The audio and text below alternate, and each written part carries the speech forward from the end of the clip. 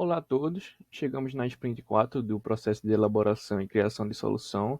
A nossa aqui é voltada para o tema de desenvolver instituições mais eficazes, responsáveis e transparentes. E vamos apresentar os artefatos gerados nessa sprint. No total foram 5: o plano de engajamento, cardápio de ideias, combinando ideias, matriz 2x2 e a sessão de cocriação. Vamos começar aqui falando como se deu a construção do cardápio de ideias.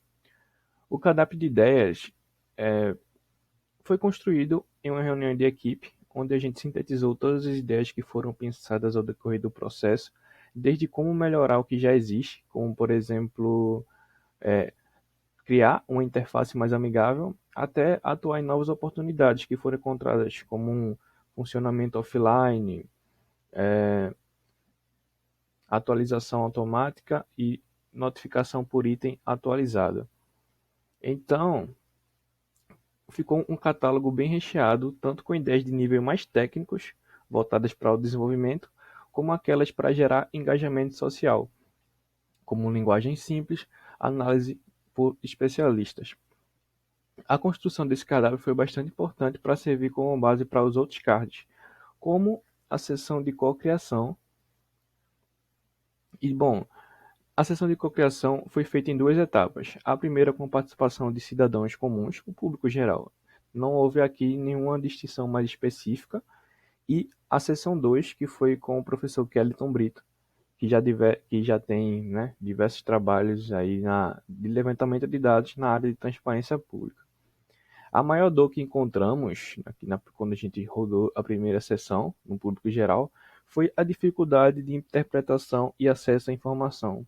Então, atacar esses problemas seria uma forma de criar uma solução mais atrativa, como, por exemplo, alguns problemas, né, citados aqui que a gente poderia atuar para melhorar, foi a velocidade das consultas, manter os dados de uma forma mais entendível, vamos dizer, mais compreensível para o público.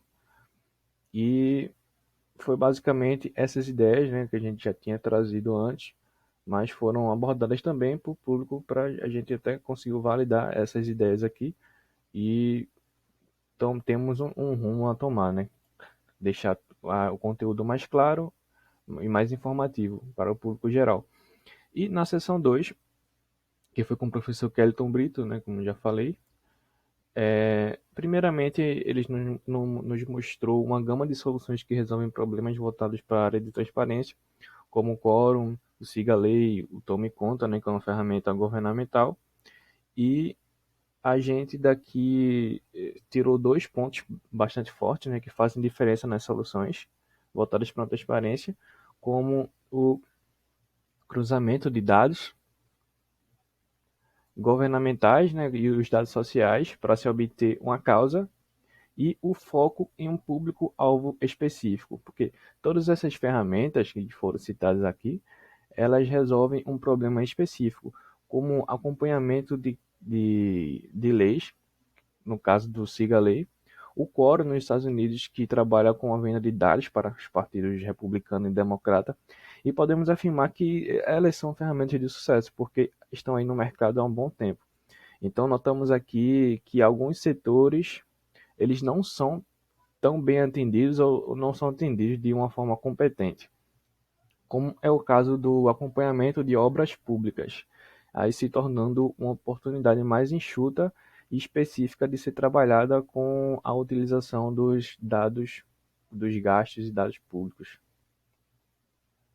Agora vamos falar um pouquinho sobre a combinação de ideias, né?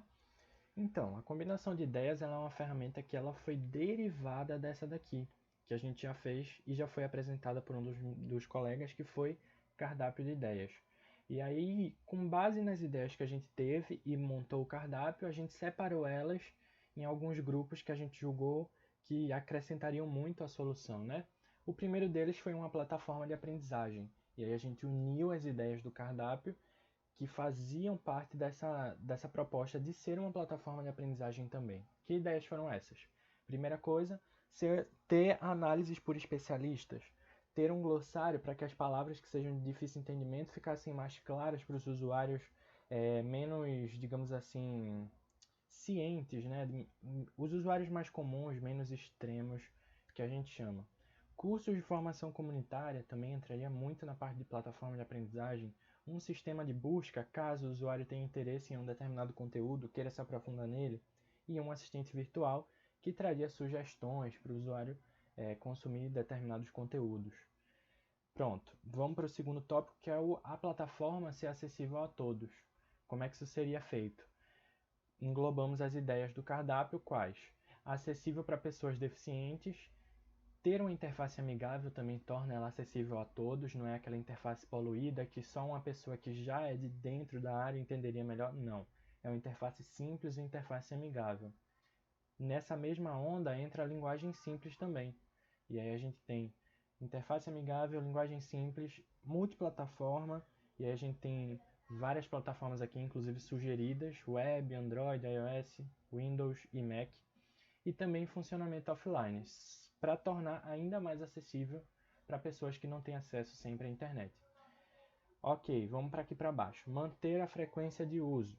A gente separou algumas outras ideias do cardápio.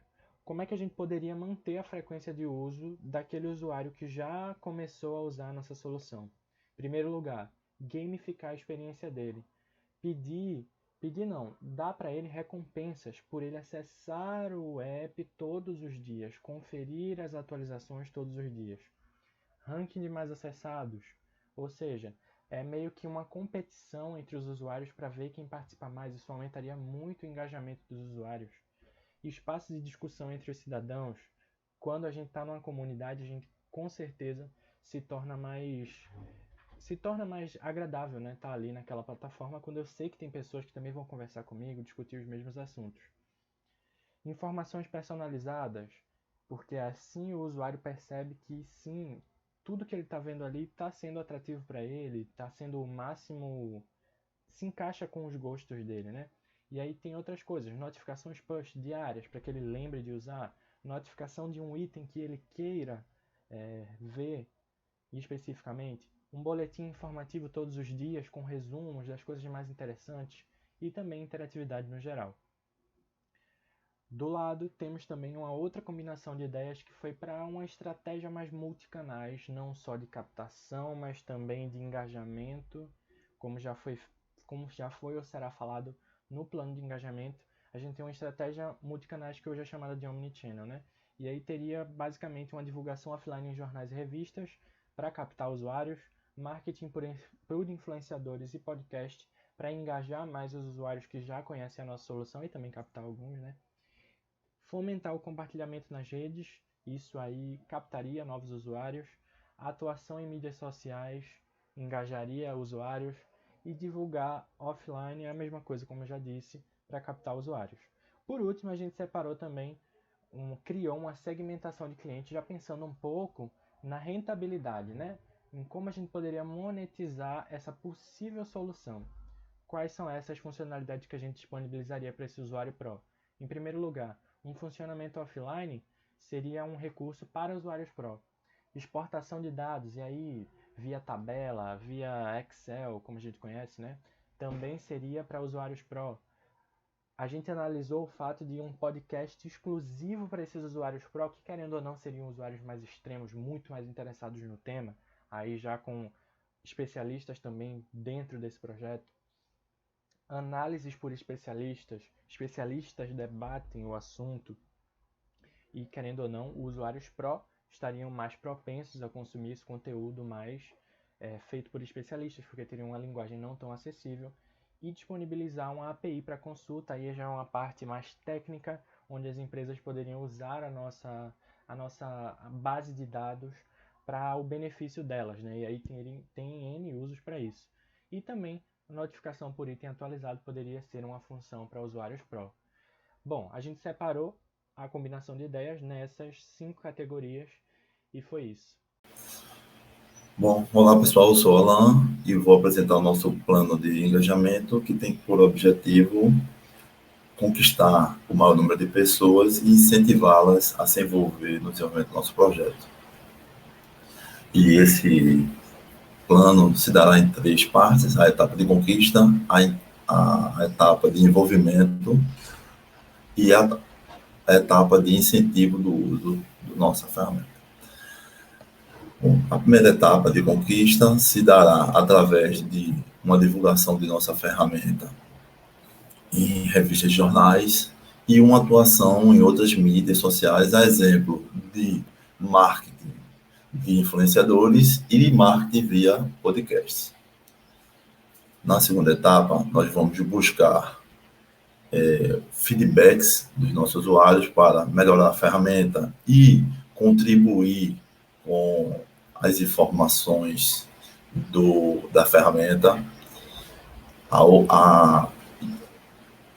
e também a ferramenta disporá de uma análise por especialistas terá que ser personalizada para atender o nosso usuário e com uma interface amigável. E, por fim, o incentivo do uso será por uma gamificação da experiência. Nós vamos buscar que o usuário faça o compartilhamento da ferramenta em suas redes sociais e ele terá também notificações diárias sobre as informações que ele deseja. Pessoal, aqui estamos. Vamos falar um pouco sobre a matriz 2x2, né? Que tem como objetivo agrupar e organizar as nossas ideias. Nós pensamos em 4 extremos. O primeiro deles está o cidadão comum, que é basicamente o nosso público-alvo. Nós temos os órgãos de controle e gestão pública, que tem como objetivo passar a informação para o usuário de uma maneira simples e que o usuário possa entender. De outro lado, nós temos processos que são automáticos e online. E por outro lado, nós temos processos manuais e offline. Começando por processos e soluções offline, nós temos os boletins informativos nos jornais, é uma das ideias de algo que pode ser feito de maneira manual. Em relação ao cidadão, nós temos em soluções digitais para o cidadão, highlight de informações importantes em um website, em uma plataforma online, boletins informativos, só que diferentemente de algo manual em jornais, seria um website também, uma plataforma online, um aplicativo, ou coisa do tipo, ou similar, né? Não tem nada definido. A ideia também é que isso tenha uma interface amigável e tenha uma linguagem simples. Para o órgão de controle, uma solução manual é a valorização do trabalho, manual e offline, a valorização do trabalho dele e a análise através de históricos desses boletins publicados em jornais e revistas.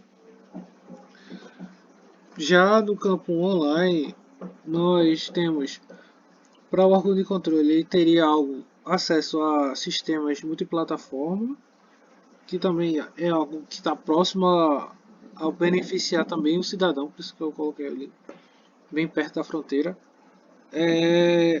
Nós também teríamos os cruzamentos dos dados, né, de maneira automática, fazendo a comparação entre o gasto realizado por aquela gestão pública e o desempenho dela em certos indicadores. Por exemplo, se ele tem um gasto muito grande em educação, mas o nível educacional dele é baixo de acordo com o IDEB. Então, essa foi uma das ideias que surgiu.